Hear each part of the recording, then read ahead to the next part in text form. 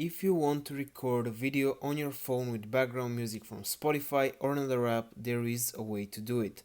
The first thing you can do is, as you may know, when you open the Photos app and click video, the Spotify song will be automatically stopped while you record the video.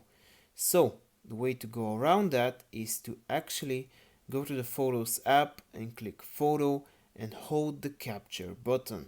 When you hold the capture button, you're gonna start recording a video in the format of a photo.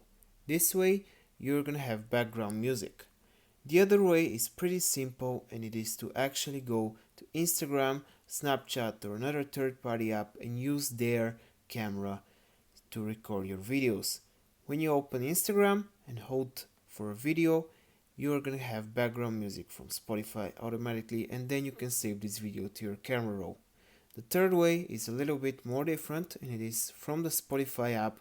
On the bottom left corner there is a section for speakers. If you have a Wi-Fi speaker, not a Bluetooth speaker, a Wi-Fi speaker, you can connect it to your phone and play music from the speaker while recording a video from your phone.